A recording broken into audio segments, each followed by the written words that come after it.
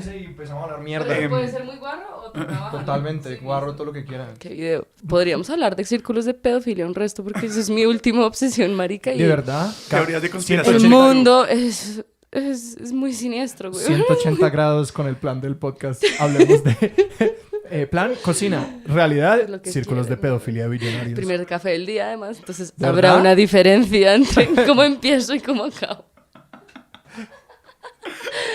Vea, Yo soy susceptible, güey. ¿Empezamos? Bueno, sí. empecemos. Hola a todos y bienvenidos a Expertos de Sillón. En este podcast cada episodio hablamos con algún invitado sobre lo que le obsesiona, sobre sus placeres culposos, sobre sus teorías totalizantes acerca de cómo funciona el mundo. Mi nombre es Sebastián Rojas. Yo soy Alejandro Cardona y hoy estamos aquí en el estudio de Expertos de Sillón con Cristina Serrano. Cristina, bienvenida. Hola a ustedes, muchas gracias. Qué rico estar aquí de nuevo haciendo, en este caso, podcasts. Antes hacíamos radio con Sebastián. Me encanta el nivel de formalidad que asumiste. Inmediatamente empezamos como... Estamos en un nivel de guaracha enorme y apenas te introdujimos, te volviste ya la propia... La personalidad de radio Exactamente. es inevitable. completamente El medida. micrófono lo transforma. Cristina Serrano es etnomusicóloga de profesión y pastelera de... Escribiste profesión 2 veces en esta tarjeta, Sebastián. Me arruinaste mi introducción. Etnomusicóloga por estudio. De Pastelera, formación. Exacto, de formación, Etnomusicóloga de formación, pastelera de vocación. de vocación. ¿Formación es lo que decía ahí? No sé qué dice. Tus Fs son Ps y tus Ps son Fs. ¿Pero de qué vamos a estar Él es hablando árabe. hoy? Exacto. Exacto. Sí, yo estudié en la... Pues, digamos que mi gran obsesión en toda mi vida siempre ha sido la cocina desde los 4 años, inspirado por un libro de Dr. Seuss que se llama Green Eggs and Ham. Eso es ¿De verdad? Huevos verdes con jamón. Sí, pero como yo era bilingüe, entonces yo me lo leí en inglés. Entonces, a partir de eso yo dije, yo necesito hacer un jamón verde y unos huevos verdes. Y ahí empezó todo. ¿Y los hiciste? Que se va, eso quedó inmundo. O sea, imagínese usted ¿Anilina? coger ¿Anilina? un jamón pietrán, una lonja de jamón pietrán y unos huevos revueltos sobrecocinados y embadurnados en colorante verde que Sí. mi mamá me había comprado. ¡Qué ternura! Pero ahí empezó todo. Entonces, toda mi vida fui cocinera y me iba bien en el colegio, pero como cosa, como resultado no como voluntario de vivir, ¿sí me entiendes? Y yo más bien existía era para seguir cocinando y aprendiendo y solita viendo el gourmet, mucho YouTube, muchos libros, esa obsesión desde muy pequeña, hasta que yo en 10º yo me iba a retirar del colegio porque tenía un negocio de galletas y brownies que yo le proveía a la tienda del colegio y me iba tan bien que yo dije, ¿qué hago aquí perdiendo el tiempo? ¿Así me entiendes? Pudiendo estar haciendo plata, de verdad. Entonces, sí, le presenté a mi mamá mire, voy a validar por internet y esto se puso en serio. Pero no, sí, escogí la vía más convencional, seguir grabándome. Ok, después, quiero volver a ese momento que estamos volando por 18 años de historia personal sobre la cocina. Yo quiero preguntar por el primer, como la entrada formal a la cocina, como la primera herramienta, como tu primer Exactamente, sí. primer objeto de cocina. Ajá. Ok. Que no sea O sea- huevos verdes con jamón. Eso es una buena pregunta porque uno se encariña mucho con los estilos de espátula a veces o ciertos batidores, porque es que no todos te van a... La durabilidad en las herramientas de cocina es una de las como cualidades más apreciadas. Eso sí, y por lo general viene cuando es un equipo un poquito más caro, como en los equipos de sonido. Absolutamente. Y para mí, pues todos los regalos de Navidad siempre eran algo de cocina fino. Pero si me Ajá. entiende, como William Sonoma, o sea, Sí. traído de Estados Unidos por algún viaje que algún familiar hizo o lo que sea. Y el amor máximo fue la KitchenAid batidorcita roja que me dieron cuando cumplí 15 que es un años. clásico, además. Que eso De es... 15 años De te 15 regalaron años, una batidora. ¿Sabes yo qué hice de 15 años? Yo pedí permiso de que me dejaran cocinar lo que se me diera la hijo de puta gana. y que me lavaran los platos después. ¿Y qué cocinaste? Hice una cena de un estofado francés muy largo, elaborado. Hice pan, hice como todos los elementos de ceros, que lo que pasa es que en mi casa el hecho de que yo cocinara se volvió un problema porque yo engordé a mi familia mucho. Después de un tiempo, yo a los 12 aproximadamente, le dije a mi familia, yo quiero ser la que llega y hace la comida, ¿cierto? Hágale, China, hágale, listo. Entonces, y no eran como cosas fáciles, sino yo me la tomaba en serio y era como, bueno, recetas francesas. Ajá. Hasta que se engordaron mis papás y dijeron, no más, güey. Además, que me imagino que empezaron dichosos. Sí, Es que creo que el obvio. sueño de cualquier papá es como, me quiero encargar de una de las tareas que para la mayoría de la gente es Exacto. tediosa del hogar. Pero tenía una contraparte muy alta que también ha sido mi talón de Aquiles toda la vida, y es que yo era un desastre. Yo dejaba esa cocina vuelta a nada, obviamente chiquita, cocinando, etcétera, pero siempre ha sido, como yo no soy una cocinera con formación profesional, porque pues tomé la decisión consciente de no ir a la universidad de cocina, a estudiar cocina. Entonces tengo como ese aspecto un poco rudimentario aún, Ajá. ¿sí? Como no militaroso, y me toca mejorar siempre eso, estar muy consciente. Que eso entra dentro de... Yo he leído un libro de cocina que es Kitchen Confidential Por de supuesto, Anthony de Anthony Bourdain. Bourdain. Fantástico, Lo incluso para conozco Para de cualquiera. principio a fin. Ajá. enormemente recomendado. Que yo no conozco nada de cocina, ni de la industria, ni de la práctica de cocinar, pero las historias de guerra de Bourdain y de cómo funcionaban las cocinas y de cómo el mundo como vicioso y horroroso de las cocinas en las que él se formó es brutal. Y el término que quería preguntarte, si eso cuenta dentro de eso, es el mise en place. El mise en place es puesto en su lugar, Ajá. dicho en francés. Es sí, pues... Sí. No había, la verdad, yo no No. hablo francés. No, por eso, la definición Sí. de la terminología Ujú. mise en place significa puesto en su lugar. Y eso es la preparación que todas las cocinas hacen antes de la hora del servicio, de tener todas las cositas picadas. Y cada chef como en su espacio, En ¿no? su espacio, y cada quien, digamos, escoge organizar su mise en place como quiera. Entonces eso también habla mucho de ti como cocinero. Ahora, una cosa es un cocinero funcionando dentro de una cocina activa, y otra cosa es alguien como yo que por lo general está sola en su centro de producción horneando pues todo el tiempo, ¿no?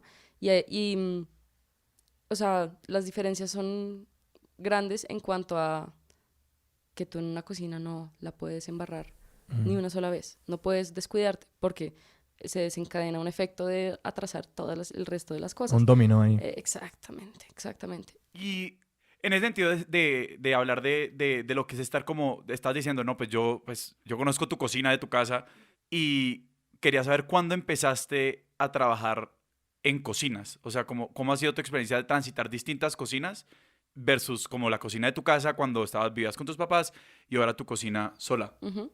Desde los 13 años. Mi primer trabajo fue a los 13 años. Yo tenía un tío que tenía un restaurante muy bueno, muy grande acá que se llamaba China Club en el centro comercial El Retiro. Digo todo esto porque era pues de cierto calibre y tenía un centro de producción de la mise en place precisamente. Entonces, en vez de picar las zanahorias, la cebolla en la cocina del restaurante, Llegaba. se hacía eso en una casa ahí cerquita, por ahí la 78 como con 14 o algo así, en una casa, y todos los procesos, eso se llamaba la casa de procesos. Se llevaban ahí, se porcionaban y se llevaban al restaurante. ¿Y en el restaurante con cuánta anticipación llegaba eso? No, eso es todos los días. ¿El día de, pues? Sí, lo del día, Ya. básicamente. Entonces, yo le pedí trabajo, pues le dije a mi tío, déjeme trabajar ahí en vacaciones. La rosca siempre, pues si me entiendes, me ha ayudado y me ha beneficiado mucho porque ahí pude yo infiltrarme en un mundo de adultos, ¿sí me entiendes? Todo el mundo me preguntaba, ¿usted es del SENA o algo así? ¿Por qué está acá? Y yo, parce, yo tengo 13 años, o sea. Uy, pero es buena. Y yo, pues sí, porque soy cocinerita. Yo, ¿sí me entiendes? Como es algo tan inherente como poder identificarse como algo. Soy cocinera. Y por aclarar, entraste a trabajar a la casa de producción. A picar. A picar. A picar. Ujú. Y eso es algo en la cocina que es muy importante, es atravesar todos los peldaños de la jerarquía para poder entender que la cocina en sí, el producto final, Es un instante de amor que se experimenta, pero eso conlleva muchas cosas muy, no hartas, sino extensivas atrás. Entonces es importante como poder hacerlo todo. ¿Sí me entiendes? Un buen cocinero tiene que poder saber picar también. Es igual que en la música, o sea, un buen músico tiene que poder hacerte una escala mayor, así a ojos cerrados, Claro. ¿sí me entiendes? Vainas así, es muy primario.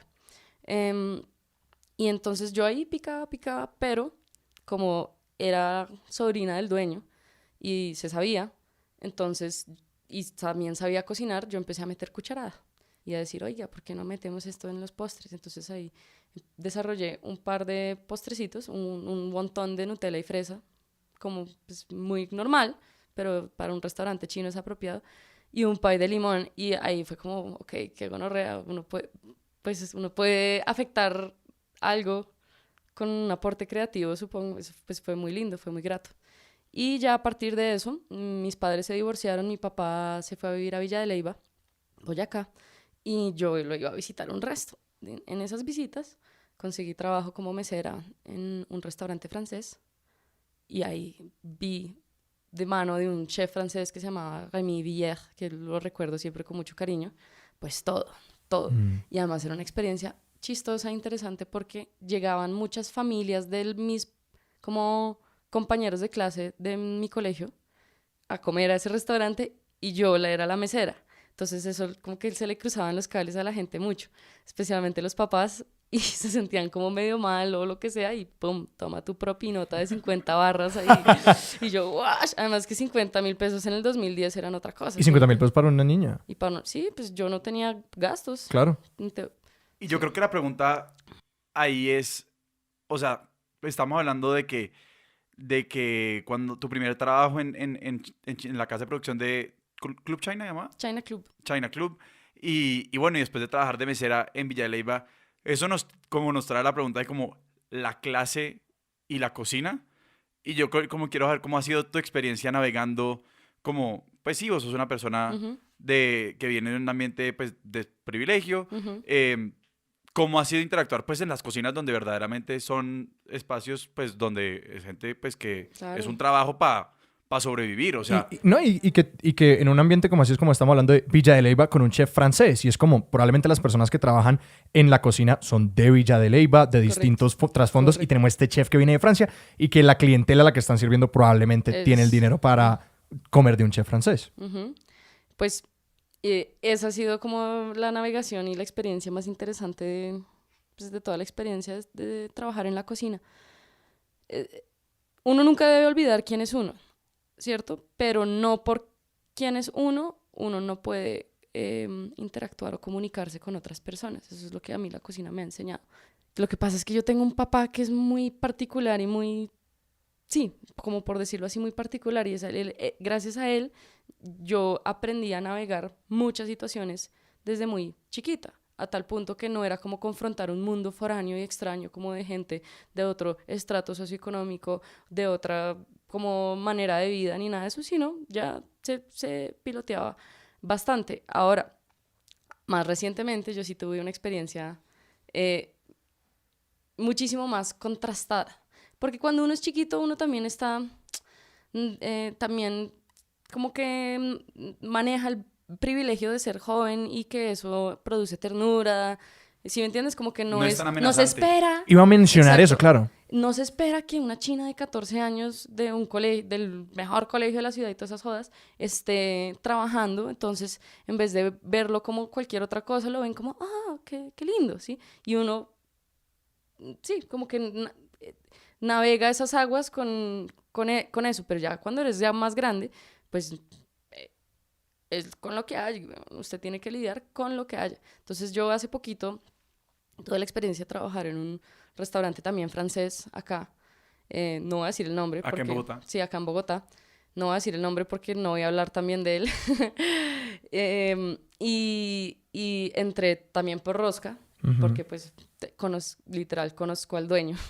Y según lo que leí en el libro de Anthony Bourdain, así funcionan las cocinas. Es una red y hay mucha confianza involucrada Totalmente. en dejar a alguien entrar a tu cocina. Entonces, que la referencia personal es muy importante. Digamos que en mi caso específico yo creo que cabría más dentro del área de gente de la élite que se conoce y se Sí. ayuda, pero definitivamente en las cocinas sí existe una red, un network de la gente que trabaja en cocinas y constantemente hay una fluctuación. Que entonces ahora John Freddy está trabajando en esta cocina y, si me entiendes, y que Y se trae necesitamos a a un tal. man extra, entonces dígale que todo eso es así, definitivamente. En mi caso, como pues esto es otra cosa, no lo vamos a llamar networking de esa manera, yo conocí al dueño, le dije, oiga, necesito camello, ¿tiene vacantes?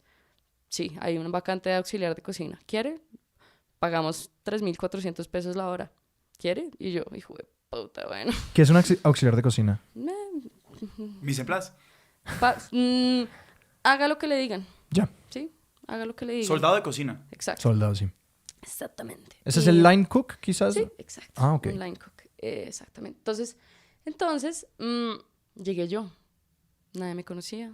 No soy intern de alguna universidad, como tenían varios de la universidad piloto, de la piloto, creo. Ujú. Un par de chinos que estudiaban gastronomía, además re jóvenes, parce, de 18. Que yo tengo 24, escasos 24, pero de alguna manera u otra, puta, No, me eso sentí ya cuenta, más sí. grande. Fue extraño. Y llegué allá. Y era una cocina de como unas 11 personas. El chef, por ejemplo, es un man de 27 años que usted lo mira y no parece 27, sino, mejor dicho, exuda un respeto, una admiración y un trabajo de persona mucho mayor y sabe lo que hace. Y es un tipo que ha estado 11 años desde que salió del ejército, ahí metido en ese restaurante, empezó de lo más bajo, ahora es el jefe de cocina. Y yo aprendí mucho de él, que con pulcritud, agilidad, más allá, yo sé cocinar, pero yo no tengo esas cosas, ¿sí me entiendes? Entonces para mí eso fue bootcamp. Y el resto de las personas, mujeres alrededor de aproximadamente de mi edad, 24, 25, 26 años, y hombres de La Guajira, más que todo el Chocó, que ellos son los que, pues los steward, la palabra steward, pues es que así se habla, es el que lava, el que, sí, todo eso. Y los auxiliares de cocina éramos los que ayudábamos al chef en el boleo. Pues yo, mejor dicho, es un restaurante que abre muy temprano. La gente entra a las 6 de la mañana, o antes, 5:30. La gente vive a 2 horas en bus del lugar, ¿cierto? Si entran a las 6 de la mañana, probablemente salen a las 2 de la tarde, todo bien, salen, están llegando por ahí a las 6 a la casa, a veces, porque pues el tráfico, etcétera, o hay que hacer cosas. No se nos permite comer en el restaurante, no se nos permite breaks, no hay, o sea, son turnos de 9 horas, creo, seguidos, de estar parado, de estar trabajando, o sea, es muy duro, es buen trabajo que se hace. Pasa una hora, y esto es el estándar soy en un... 3.450 pesos más rica. Y esto es el estándar en un restaurante así. Son las 9 horas de corrido, no estás comiendo ahí, Hay ciertas cocinas que no son tan corporativas, porque esto es un restaurante que también tiene muchas sucursales, le toca así, que sí son más de comunidad. Yo he trabajado en otro restaurante, se llama La Pollería Cósmica, que pues muy recomendado, sí, frite pollo. y allá, por ejemplo, teníamos hora de almuerzo, yo preparé el almuerzo, ¿sí me entiendes? No sé qué, un pollito sudado, arroz, comías, y era otro, y tenías un break como de 1 hora, que uno ahí caminando por Chapinero y con el jefe saludando a las prostitutas. Ajá, y se los pegué, era chévere. Y uno ahí, ¿qué más? Niña chiquita. Pero entonces, a lo que voy es que la experiencia de trabajar en este restaurante está enfermando a la gente. Todo el mundo con gastritis, todo el mundo con jaquecas.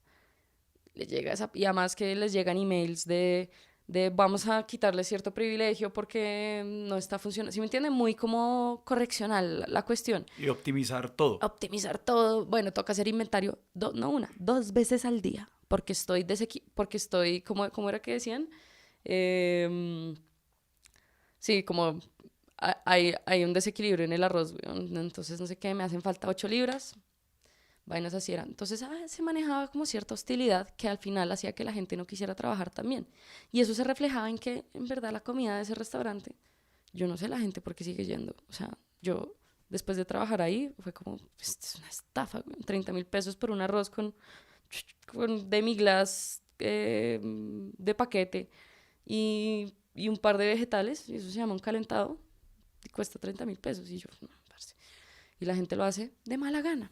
Entonces, esa fue mi primera introducción a la, digamos, a la vida del trabajador de cocina. ¿Esto fue después de la universidad? Sí, esto fue ahorita. Que es básicamente una vida ingrata para un trabajador que no ha requerido preparación. O sea, si me entiendes, no toca estudiar para ser auxiliar de cocina, definitivamente.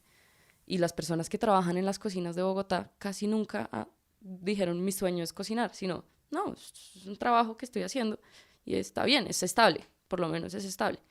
Pero si me entiendes, salíamos a veces a las 10 de la noche, la gente llega a la medianoche o 1 de la mañana a la casa, y si tiene turno de 6 de la mañana al día siguiente, ¿cuántas horas duerme?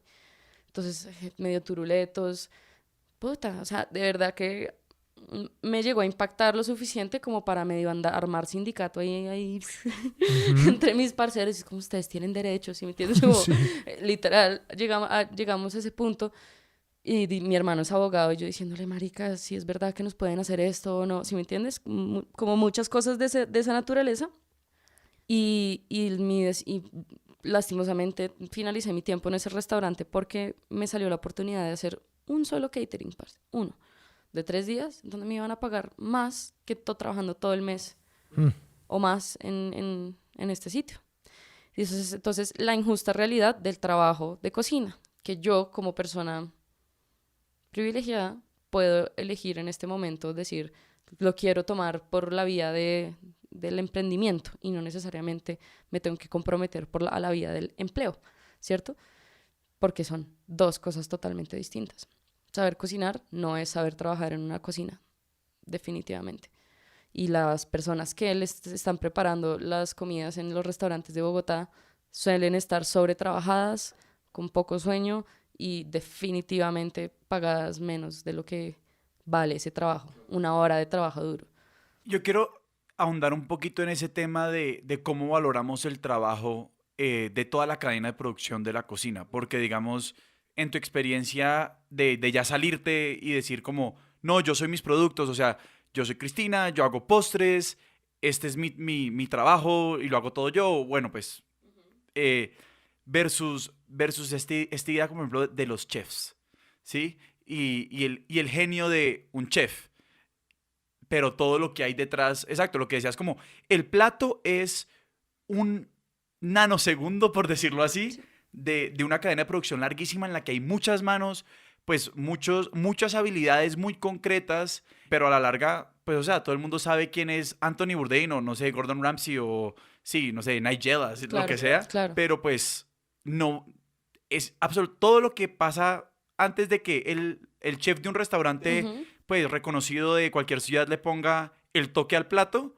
está absolutamente invisibilizado. Absolutamente. Y pues el fenómeno del chef estrella es simplemente otra iteración de la obsesión que tiene esta sociedad occidental con celebrizar a casi todo lo que haya. Ya lo hicieron con los científicos, faltaba con los chefs, ¿sí me entiendes?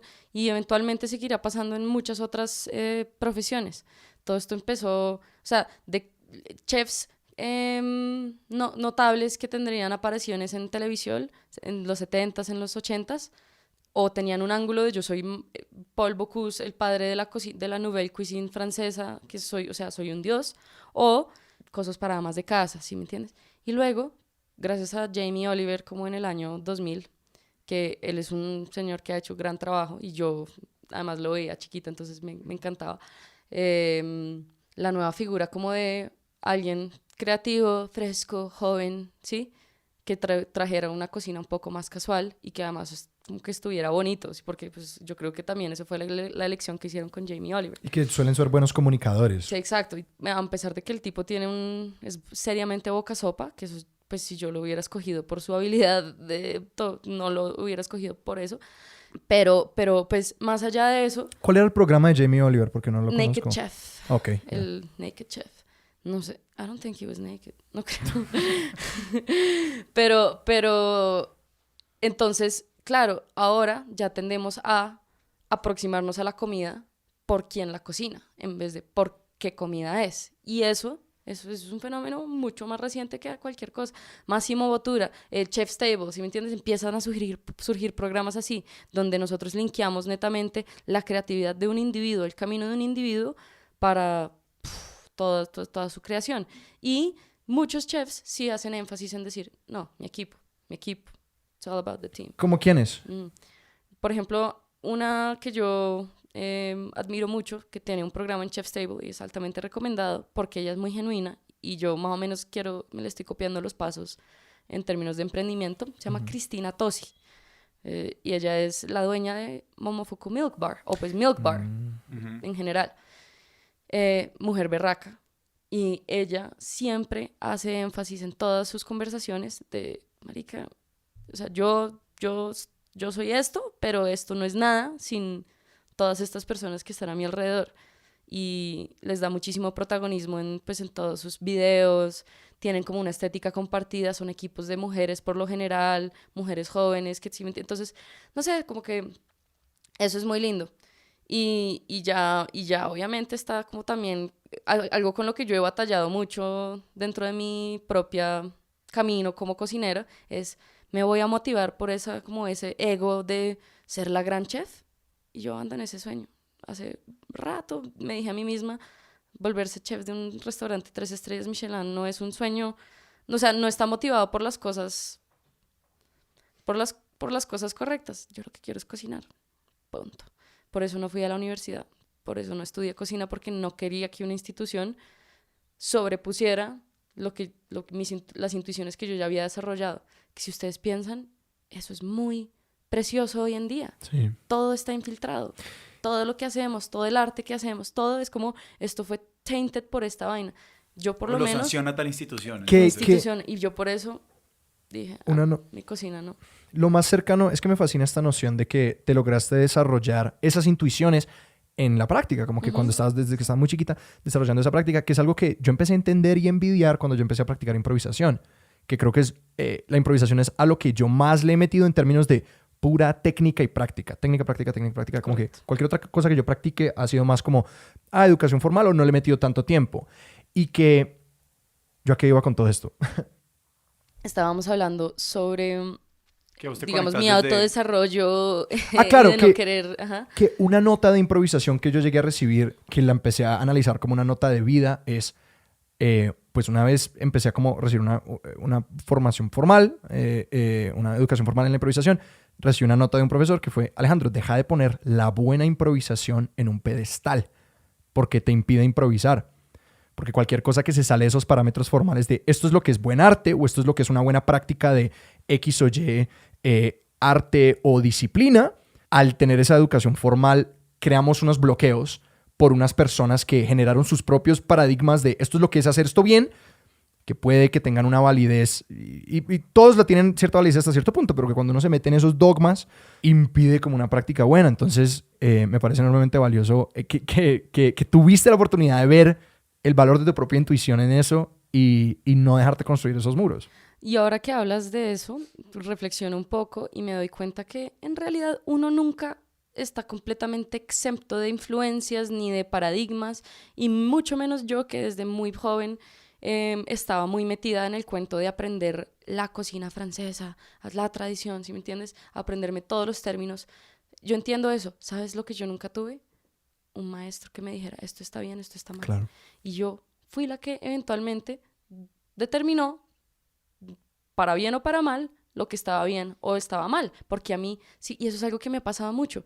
Yo nunca he ido a Japón y nunca he probado los postres japoneses con los que estoy obsesionada, pero los hago. Sí. Y de alguna manera u otra siento que los hago como me gustan, y eso termina siendo mi cocina, porque yo no sé cómo son las cosas en realidad y no sé cómo son las cosas de academia, pero pues las hago. Pero que es algo bonito, porque me parece que en ese espacio ocurre mucha creatividad, de como que voy a intentarle pegar a esto tanto como pueda y luego dejar de intentar un poquito esa noción, y aquí es como yo lo puedo hacer muy bien. Más que creatividad también son como mañas, no sé, ustedes yo siempre hago analogías con la música, porque a lo bien, pues por lo que les decía, mi novio es músico y siempre para intentar entendernos en cosas, él intenta hacer las metáforas con cocina y yo con música. Entonces, por ejemplo, un músico autodidacta, si ustedes a veces lo ven, suele tener manerismos y mañitas extrañas que por lo general en la academia a ti te quitan. Claro. Yo estoy llena de esos. Mi cocina es medio rara por eso. Sí. Porque es mi manera de cocinar. Es como de abuela, güey, ¿sí me entiendes? Entonces, sí, y las abuelas también tienen sus mañas raras y todas esas vainas. Y bueno, eso fue una decisión consciente. Tiene su contrapeso, que a veces uno sí necesita estructura y rigurosidad en la cocina, especialmente si te vas a dedicar profesionalmente, si vas a producir en masa también. Entonces, eso es un aprendizaje que tengo sola y que también a raíz de trabajar en este restaurante que les mencionaba, eso me ayudó mucho. Me fortaleció físicamente mucho, esos brazos así, uno de estar alzando canastas de naranjas y todo, bajando, suba, baje. Me caí, una vez me metí una caída, parce, puta. Y se me cagaron de la risa, además, los malparidos. Nadie me ayudó y yo, la hostilidad es cierta, güey. Te quería preguntar sobre eso, sobre el carácter de las personas que trabajan en cocinas. ¿Qué parte Es denso. de este libro de Bourdain es como, Sí. todos son exconvictos, todos son ex ejército, todos son yo no sé qué? Y pues No, más y allá porque de... se necesita, o sea, en una parte como Exacto. lo que yo siento es, la cocina es las cocinas son un espacio Es hostil. absolutamente hostil y jerárquico. La orden, o sea, ¿por qué decimos que un auxiliar de cocina es un soldado de la cocina? Tiene Ajá. que seguir órdenes, hacer lo que le digan. Exactamente. Y es pura fisicalidad, o sea, vos poder cortar cebollas, picar cebollas rápido Ujú. y mover y coger y el manejo. No quemarse. No quemarse. Ser ágil. Uf. Ser ágil con el manejo de los cuchillos, con el manejo de todas las herramientas y mover. Exacto, es que uno piensa en un plato y vos decís, es que esto tiene una naranja, pero es que en la cocina no se hace un plato que tiene una naranja, se hacen 30 platos de esos y hay que mover la Y se canasta de las naranjas. Exactamente. Y se entiende y se comunica en ese libro especialmente que toca ser medio raro para aguantarse este trabajo. Toca tener una vida medio fringe, medio Ajá. lateral, marginal a la sociedad, porque manejas horarios de mierda, no tienes vacaciones cuando todo el mundo tiene vacaciones. Descansas cuando todo el mundo trabaja y trabajas cuando todo el mundo descansa. Y eso en sí, especialmente ya en un contexto más Nueva York-sesco, estamos hablando, eso te hace como, sí, como un personaje oscuro dentro de la sociedad. No, y sobre Y todo en el tienes tema... probablemente droga. Me- Pero eso, por ejemplo, en la cocina en la que yo trabajé, es muy profesional. Hay cámaras, ¿sí? Ajá. Entonces, es otra cosa. Al revés, lo más como extremo que uno hacía era por ahí comerse unas papitas o una vaina así, y como atrás del refrigerador donde no hay... donde La zona cámara muerta no de ve, la cámara. exacto. Pero, si me entiendes, mis colegas de todas partes, tenía dos personajes que son así como anecdóticos. Uno era Antonio, el callado, güey. Siempre hay un man ahí que observa más de lo que habla, ¿sí? Alto, negro, manos gigantes. ¿Y eso qué? Yo, que soy bien habladora, y eso me echan cuerda y yo, hágale. Hablando de, jueputa, además que yo tuve un trabajo ahorita, hasta hace muy poco, como redactora de una sección de un como newsletter para mujeres, que era como la sección, ¿sabías que? ¿Sí me entiendes? Entonces me llené de datos curiosos, como un putas, sobre el cuerpo, sobre la salud, sobre belleza, de todo. Y ahí uno hablando, no sé qué, no sé qué. Y hablando y eventualmente las cosas se tornan más trascendentales cuando de repente Antonio se voltea y dice, es que, sí, perdón, se voltea y dice, es que, un comentario sobre cómo somos seres cósmicos y sin vainas así, y yo, bueno.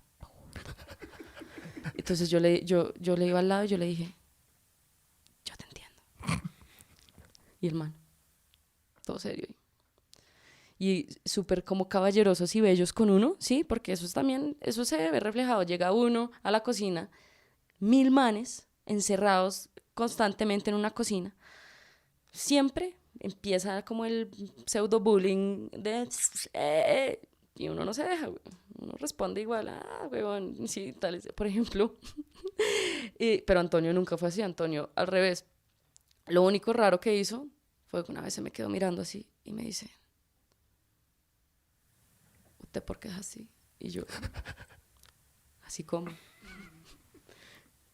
así tan hermosa. Y yo, así tan hermosa y trabajadora y querida y bacana, porque sí, weón, todo bien, ¿sí me entiendes? Y en la buena. Y había otro mesero, Pedrito, weón. Puta, el recochero, el de buenos días y no sé qué, y usted es la mejor, y él le aplaudía a todo el mundo, ¿sí me entiendes? Como jodía y jodía y jodía, y ponía música en el celular y uno se echaba una bailadita y en el locker con Pedrito, y cuando vamos por una pola, mi amor, y yo nunca. Todo bien, Pedrito. Y ya, y la más bacana de todo es una vez que yo me estaba cambiando, y yo en esa época estaba parce, langaruta, cero bronceada, así blanca, pálida, toda medio como ahí, medio muriéndome, si me entiendes, sin comer, a punta de tinto con agua panela.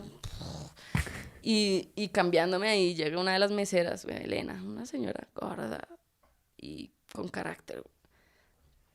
Parce, y eso que lo miran a uno así de lado, toda como muy explícitamente, la estoy juzgando durísimo, así. Y me mira así y me dice, ¿tú sí tienes novia así de flaca? Y yo, sí, pues sí. Y a él sí le gusta eso. Y yo sé, güey, no hay mucho, pero pues es lo que hay. Entonces yo obviamente dejándome. Y así, y dele al látigo. Y yo, ja. Hasta que de pronto la vieja me dice, no, ¿tú sabes qué? Ya sé, tú lo que pareces es un pelado marica. Y yo, sí. Es verdad. Y ya, y eso es una cuestión. Y desde entonces yo me miraba al espejo y yo decía, sí, aquí hay una androgenia indudable, weón. Qué gonorrea. Sí. Entonces, nada, y después de eso Elena, más querida, sí, malparida, siempre te venía una maleta, yo iba con mi maletica y me decía, ay, ¿cuándo me la regalas esa maleta? Y yo, no, weón, no, maleta, weón. Pero bueno, todo bien, ¿sí me entiendes? Eso uno realmente no se deja afectar por esas cosas, sí. Especialmente sabiendo que yo, ¿sí me entiendes? Yo me iba a la casa, yo me iba incluso en Uber a la casa, güey, re tranquila, todo, ¿sí me entiendes? Mi vida es muy bien, muy tranquila. ¿Yo por qué voy a ir a joder a Elena, güey? A armarle pedo a Elena. Uh-huh. No, yo estoy tranqui. Entonces, pues sí, esas buenas anécdotas de me encanta pensar esa barrera entre el restaurante y la cocina, como el espacio donde la gente come y el espacio donde la gente trabaja. Pero es que es totalmente un tema de como el anteteatro y el escenario. O sea, el restaurante claro, es el escenario. ¿Sabes qué otro espacio así se me ocurre? Disney y el sub-Disney. Como la ciudad que existe detrás de Disney para apoyar todo ese sistema, que en Disney... el cerrejón, ¿no? Que para los que no han oído esta historia, es que se los recomiendo que lo busquen en internet y todo eso para que vean fotos y todo. Por ejemplo, es que uno va a Disneylandia y los basureros van hasta un piso abajo, como que hay todo un Disneylandia abajo de Disneylandia, que uno nunca ve a la gente retirar basura, traer cosas de comida a caseticas, como que nada de eso pasa en el suelo. Todo eso está ocurriendo en un subsuelo en donde mueven camiones y quitan basura y todos los trabajadores entran a Disney por debajo.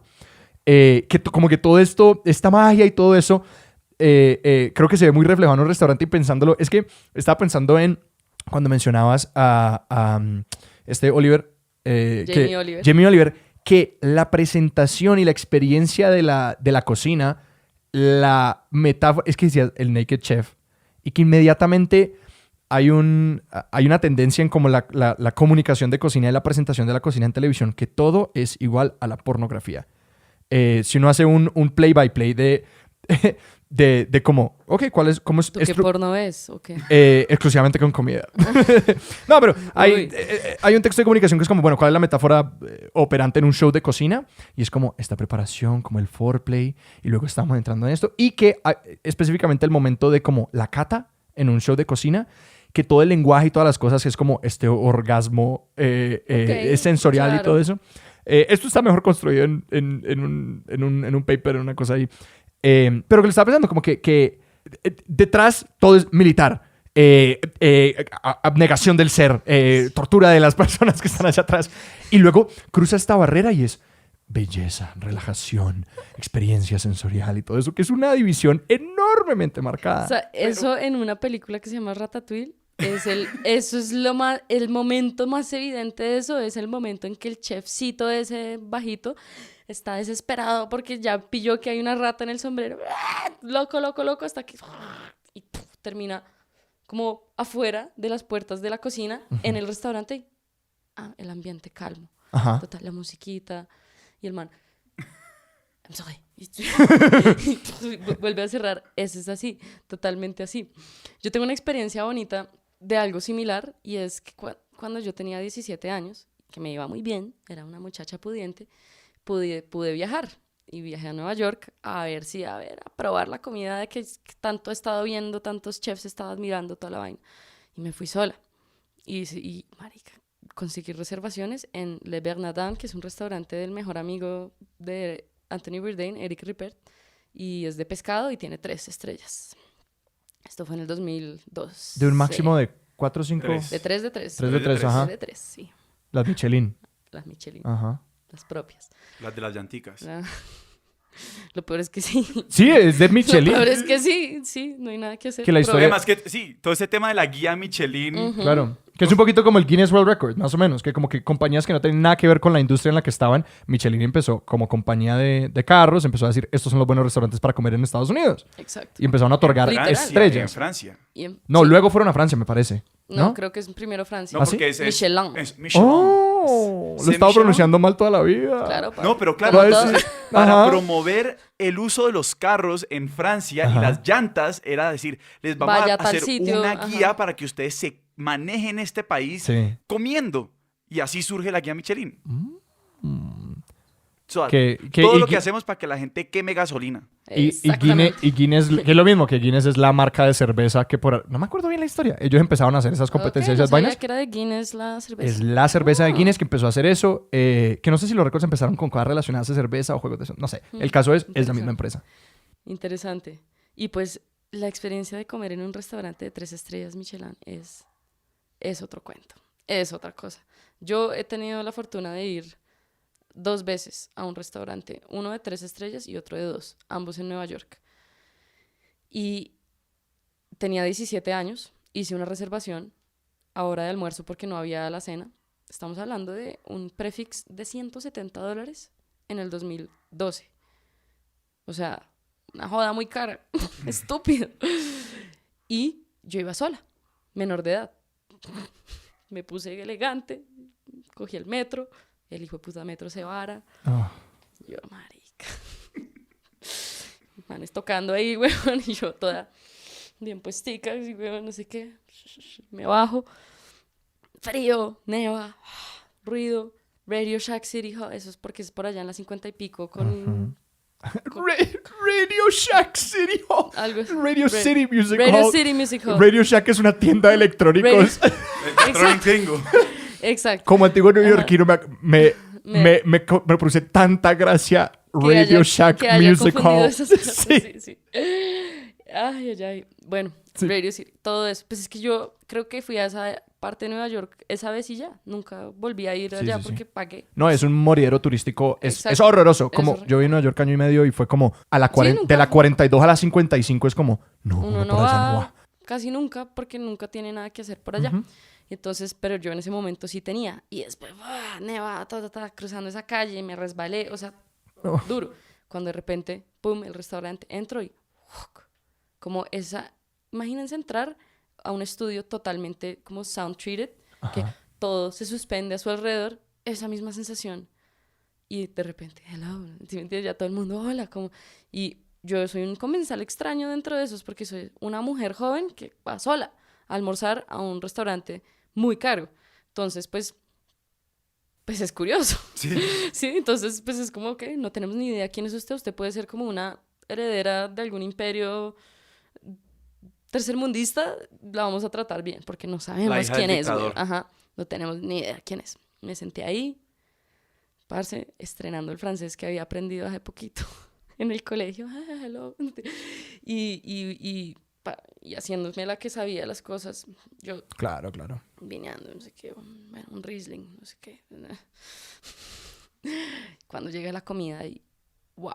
Y ahí es que uno se da cuenta que vale, Sí. que vale. Porque eso es otra experiencia. Por ejemplo, me acuerdo de todos los platos. La entrada era un tartar de pescado con lonjas, obviamente preparado, toda la vaina, pero el catch era que tenía queso parmesano. Y eso es una de las grandes reglas de la cocina, es como no mezcle queso con pescado, casi nunca. O sea, la pasta con mariscos no se le raya queso parmesano, por lo general, cosas así, son muy estrictos. No, hay que romper las reglas. Si funciona, funciona. ¿Sí?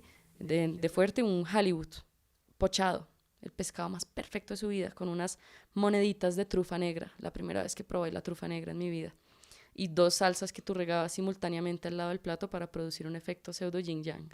Una oscura, color charco, no vamos a decir que era bonito, y la otra clara. Ahí. No, parce, qué experiencia. Y de postre, un lingote de chocolate espectacular, helado de popcorn. O sea, ustedes ¿Qué? probaron helado y esto sabe a popcorn. A crispetas. Sí, cosas, y bueno, fue maravilloso, tun, comí, y después salí a la calle, volviendo a Brooklyn, decidí no volver a la casa inmediatamente, sino seguir pasando, me compré una revista, hasta cuando de repente yo me miro al espejo y yo, hijo de puta, ahora parezco soy como una indigente loca. O sea, empecé el día re bien y ahora ya toda despeinada, con el abrigo así oversized, toda cubierta de nieve, el pelo, toda la vaina y llena de bolsas. Y yo, wow, qué contrastes, así se vive. Ya que empezamos a tocar como el tema de los viajes, yo sí quiero hablar un poquito como de la globalización y la comida. Y tu viaje, o sea, digamos, sí, pues para contexto, Cristina y yo estudiamos juntos en la universidad en Abu Dhabi y pues yo he tenido el inmenso privilegio de estar con Cristina en muchas ciudades del mundo y comer con ella, que ha sido pues un gran placer, la verdad. Y quería que nos contaras un poquito sobre cómo ha sido ese viaje. Ahorita que antes mencionaste que en este momento estás obsesionada con los postres japoneses que nunca has probado y nunca has visto. Y también como este tema de cómo ha sido, mejor dicho, tu viaje cultural a través de la cocina, porque a mí me parece muy interesante empezar con la comida francesa y después, no sé, a mí me parece que, pues yo pienso obviamente en Colombia, en América Latina y en el mundo árabe, en el Medio Oriente y en la China, que son como los 3 marcos de referencia que estoy manejando en este momento.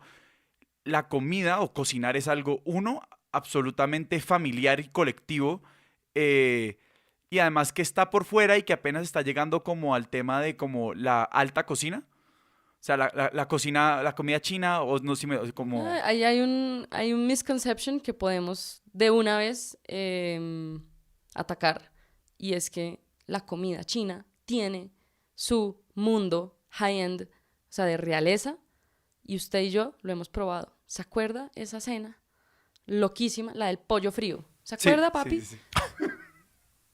Ese momento nosotros probamos el equivalente a una cena real europea, pero para los chinos. Sí existe allá el concepto de highbrow, lowbrow, y está Como de alta muy cocina. definido. Alta cocina y de chefs y de que es una artesanía y son años de práctica y existe un prestigio para los cocineros. Eso en Japón me sobra decir, ¿sí me entiendes? Pero muchas veces se cree que la comida china, por cómo se ha llegado a manifestar en el mundo, que eso es un tema muy interesante, Sí, o sea, ¿no? Lo que se cree que es la comida china la comida en el china mundo, americana. exacto.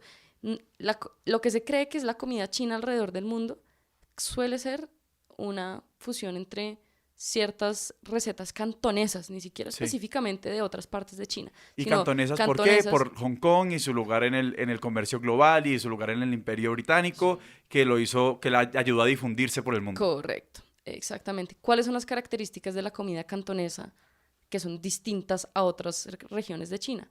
Mucho más agridulce, mucho más spicy. Tienen una palabra que usan para calificar la cantidad de calor que tiene el wok en el momento y cómo eso va a dejar, y el doradito que eso le deja a las cosas. Existe una palabra concreta para eso, porque es algo a lo que se aspira, ¿sí? Pero, por ejemplo, tú vas al norte de China y te encuentras con las poblaciones musulmanas cuya comida es totalmente diferente. Y- Tú y- no ves ningún y cerdo, dicho sea de todos son paso, exacto, sopas el tema de del fideos, cerdo, de Lanzhou. Estoy hablando específicamente de la región de Lanzhou.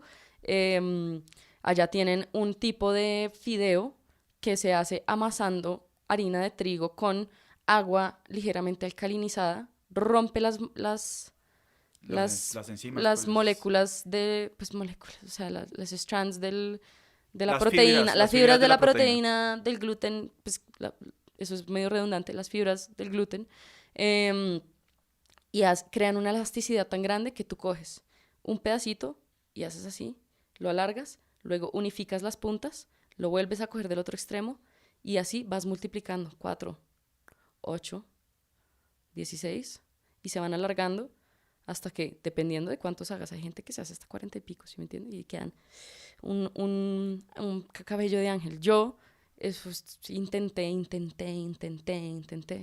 Toca tener una harina con muy alto gluten, amasar mucho y ser riguroso con la alcalinidad.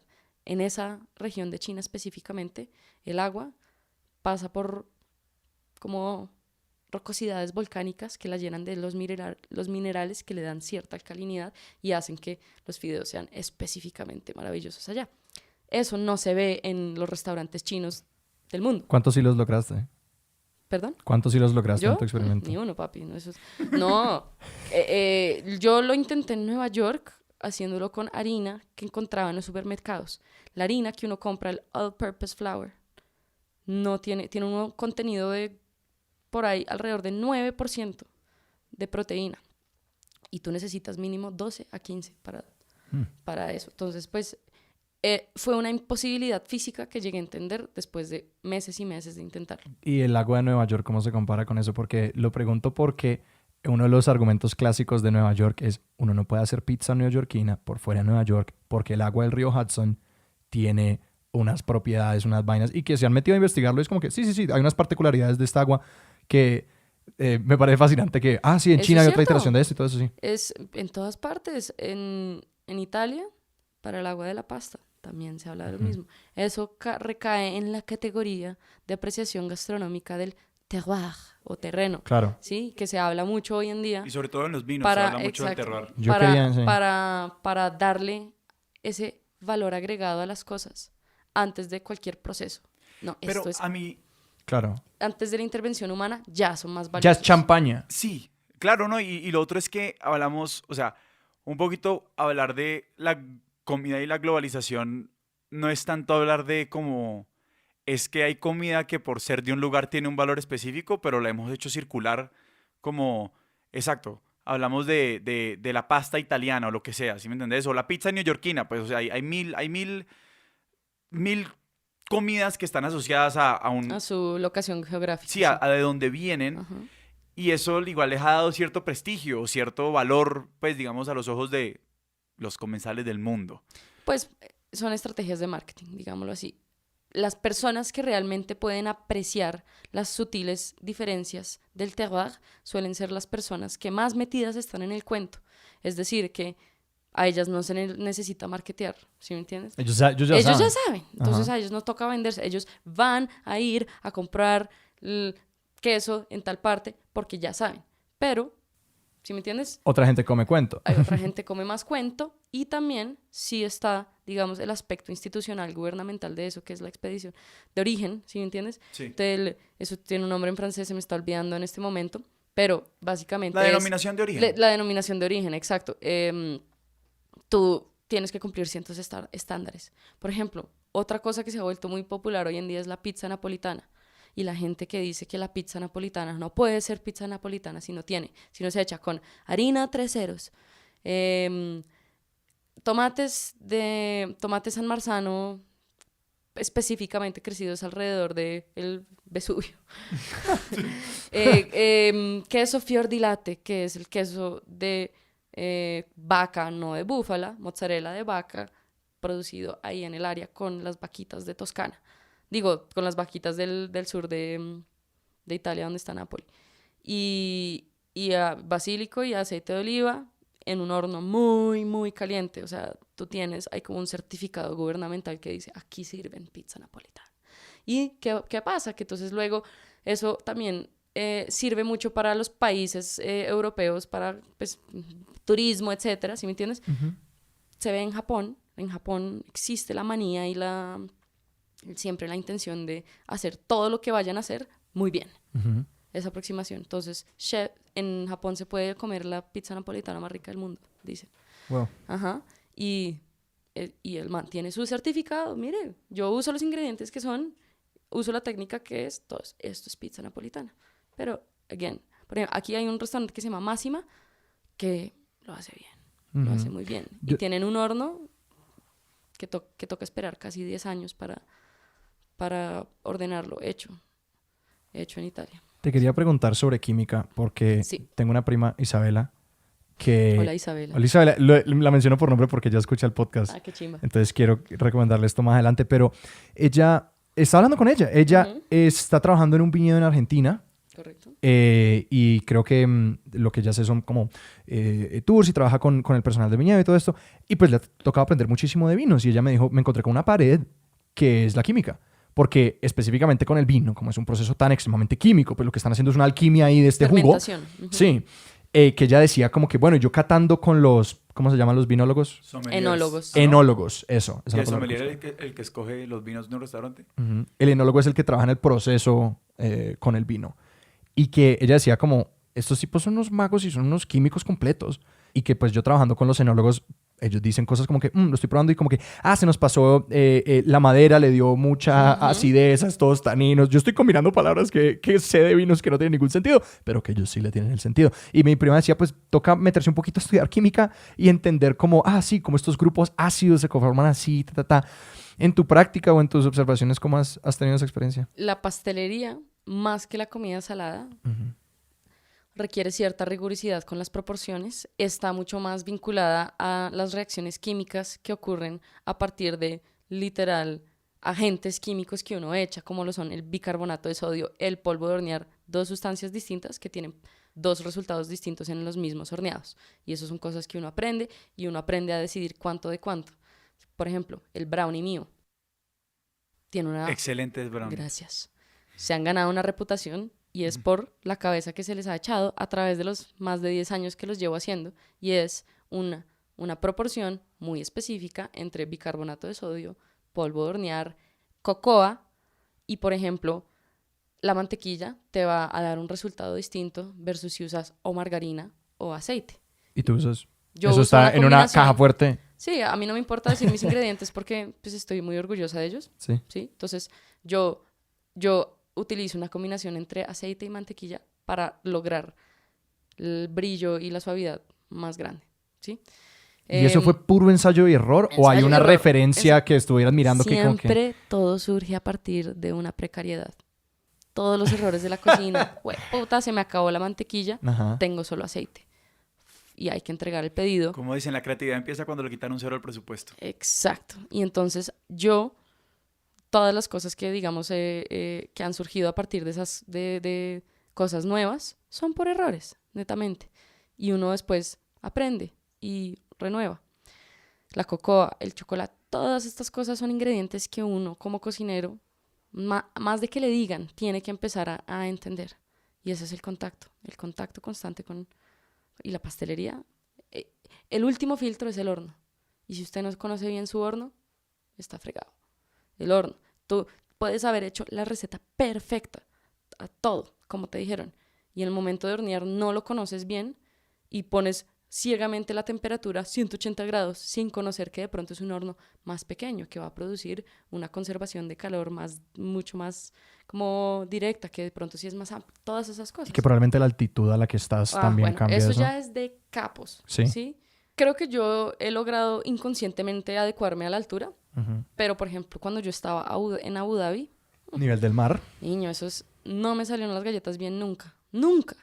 La harina era rara, el azúcar era rara, y se me volvían muy ponquesudas. Yo nunca pude hacer mi horneada en Abu Dhabi, por más de que supiera hornear. No, y esas cosas son muy jodidas. De hecho, factores muy berracos. Sí. No sé, esto es como una anécdota relacionada con lo importante de todos los ingredientes y de manejarlos bien.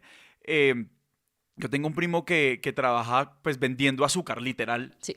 y el man, un día estaba en una comida con él y otro como vendedor de azúcar y me contaron esta anécdota como de un cargamento de azúcar peruana que fue como la hecatombe porque la vendieron a Francia y se les había pasado en el proceso X impureza y se dieron cuenta porque los chefs en París se les estaba quemando el, los crème brûlée, como la parte, Sí. el caramelo del crème brûlée se estaba quemando. O sea, se ponía negro De demasiado inmediato, rápido. sí. Y se dieron cuenta que era una impureza en el azúcar y el cargamento del azúcar Imagínate. venía de Perú. Y entonces eso fue un bororó para. Claro. Y entonces los ingredientes, todo esto para decir que los ingredientes son demasiado importantes. Y uno no sabe. Y hoy en día con el flujo global de alimentos y sobre todo los alimentos que venden como commodities, es que como Ujú. los efectos mariposa pueden ser tan imprevisibles como que se dieron cuenta de una impureza de un cargamento de azúcar peruano porque se quemaron los crème brûlés en los restaurantes finos de París. Absolutamente. Mi amigo Alex, que es británico, me contaba sobre la historia de cuando sus abuelos vinieron a Bogotá e intentaron hacer un té y frustrados decían, el agua no hierve. Aquí el agua la no altura, hierve por por la la altura. Y no podían hacerse un buen té porque lo que él me explicaba era como que es muy importante que el té hierva con el agua para que porque el agua hirviendo rompe sí, esas esencias del té de alguna manera. Y sus pobres abuelos frustrados, yo decía, esta agua no hierve, no puedo echar el té porque el agua no está hirviendo. Esas son las cosas que no enseñan en los libros de cocina ni en los programas de cocina, que quizás sí te enseñan en las academias, y es la mantequilla en Colombia no es igual a la mantequilla en Estados Unidos, no es igual a la mantequilla en Europa, en Abu Dhabi. Todas tienen proporciones, en cada marca de mantequilla es distinta, de grasa, lácteos y agua, porque la mantequilla es una emulsión, no es 100% grasa. Son distintas. Que Los huevos. Una emulsión es. Mire, yo estoy tratando de desarrollar una receta hace como 4 meses de pancakes soufflé japoneses. ¿Los han visto o no? No. Sí, creo que sé de cuáles me hablas. Son muy virales. Y Muy siento que yo qué hago si son muy virales. Porque más allá de eso, pues es un poco de aire. Ahí. Tanto aire que hay una reacción alérgica que se le conoce como el síndrome del pancake. Porque dentro, lo digo, yo soy una persona muy ¿Está alérgica. hablando, weón? ¿En serio? Yo soy una persona muy alérgica. Oh.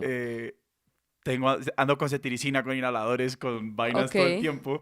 Y un día tuve una reacción alérgica muy harta. Fui donde el alergólogo y el man me tira la pregunta: Sebastián, ¿has comido pancakes? Y yo, pues no sé, creo que sí. El man me dijo: no, vos no me vas a creer lo que yo te voy a decir. Tenés síndrome del pancake. No. Y es que dependiendo de la esponjosidad del pancake, entran ácaros. Y si vos tenés una alergia muy pesada a los ácaros, como yo, pues nada, pues te da alergia. Pero Jesucristo. como de inmediato, como No, ¿en qué pues, o sea, momento entran depende los del- ácaros? O sea, pues es que los Pero, ¿y el ácaros, síndrome del merengue también? O sea, el merengue es aire. ¿Me cualquier explico? cosa, yo creo que cualquier cosa que contenga aire puede concentrar ácaros de forma Coronavirus. que a alguien le Oh, genere no. una reacción alérgica. Pues si uno tiene ese tipo de disposición. Pues qué interesante, Sebastián, lo que comentas. ¿Quién es tu doctor? No, mentira.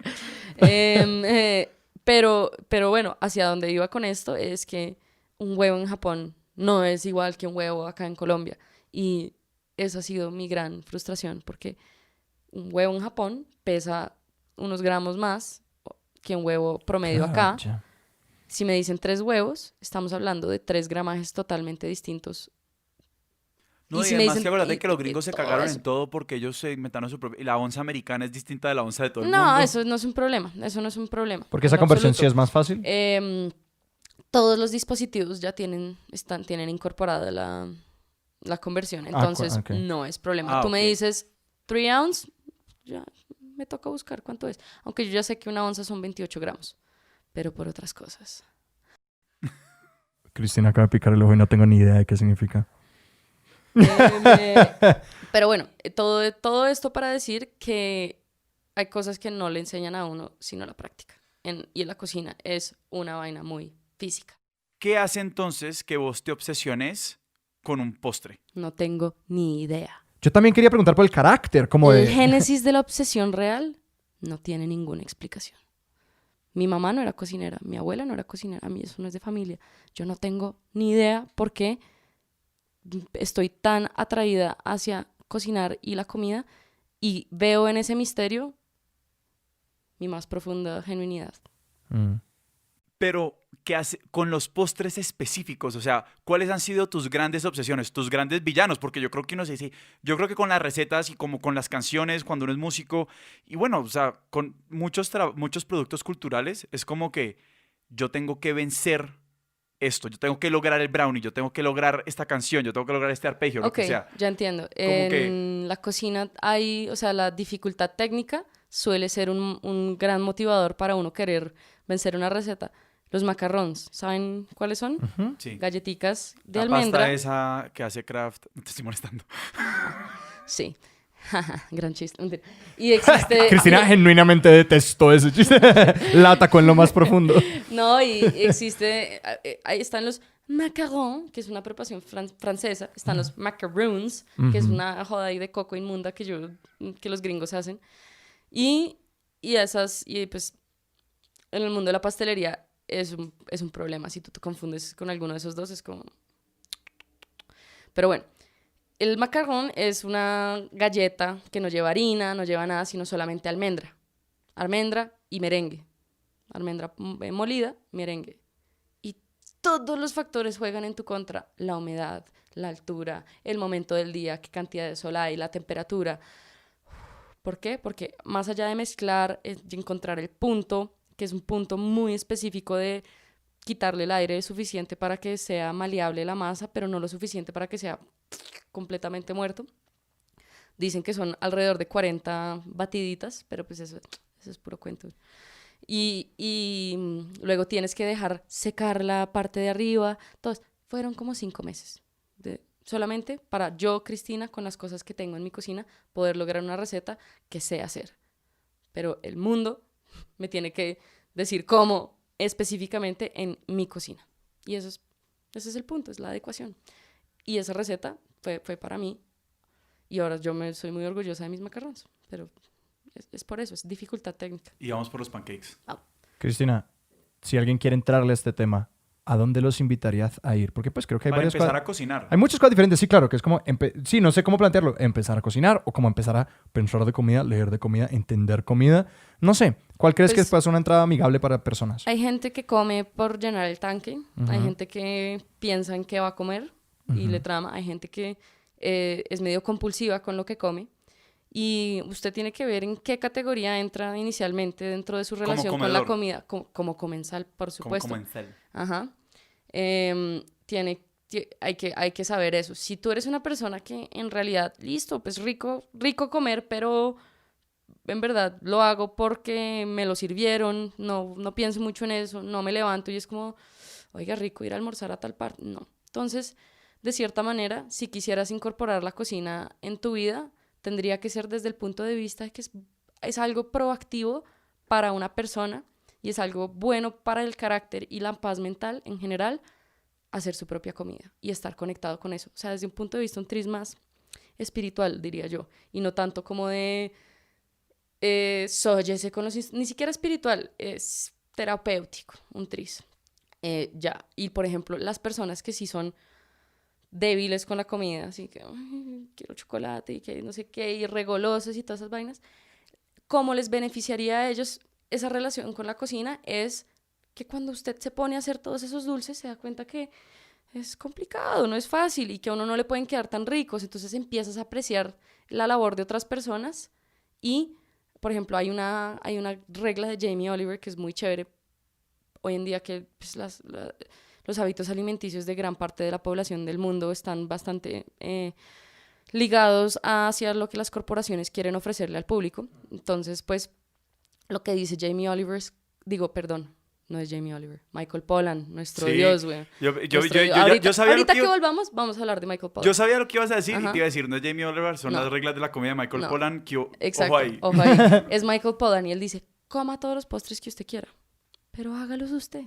Y la otra ¿Cuántos es... pies te vas a comer al día si tienes que tú hacer el pie? Claro, Pero si tú haces un pie y te dura toda la semana y comiste rico y participaste del proceso, entonces en realidad sí, es la diferencia entre levantarse a alguien, conocer la persona, hacer el amor o contratar a una prostituta o prostituto o en otro caso ver porno y Sí. saciarse y ya.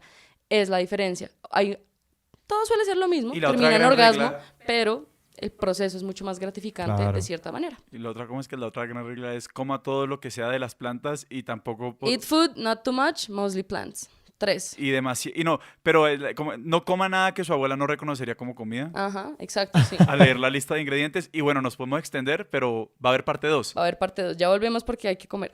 Si las personas te quieren seguir en redes o encontrarte en algún lugar o tus productos en algún lugar, cuéntanos. Gracias. En Instagram estoy como Cristi_pastelería. Ese es el portal donde comparto todas mis creaciones, donde me pueden hacer pedidos por encargo con 24 horas de anticipación, ojalá. Y básicamente postres personalizados, lo que ustedes quieran, yo se los hago.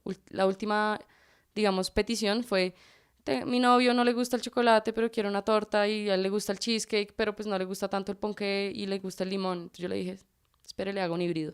Y hice una torta de cheesecake con cure de limón, que sabía cheesecake, era deliciosa, pero era ponqué de cumpleaños. Y bueno, nosotros nos pueden encontrar en @expertosdesillón en Instagram y como @expertossillón en Twitter. Y nos pueden escribir a expertosdesillón@gmail.com. Bueno, la verdad nos pueden escribir en cualquiera de esas plataformas. Nos pueden escribir para contarnos qué les parece el episodio. Nos pueden escribir para hacernos preguntas sobre algún tema que tratamos y que tal vez les podemos apuntalar hacia otras cosas. Nos pueden escribir para corregirnos. Nos pueden escribir Para atacarnos. y nos pueden escribir también para decirnos a quién les gustaría escuchar en este programa, porque nosotros siempre estamos buscando gente para charlar y pues si vienen de ustedes, pues los vamos a escuchar. Y recomiéndenos a un amigo. Esa es la mejor manera de apoyar el podcast. Nuestra música es de Juan Esteban Arango. Y nuestro logo es de Daniel Benavides. Cristina, Muchísimas gracias. Gracias a ustedes, expertos. no se pierdan la segunda parte de este episodio. Pero hasta ahora, esto fue Expertos de Sillón. Yo soy Alejandro Cardona. Y yo soy Sebastián Rojas. Hasta la próxima.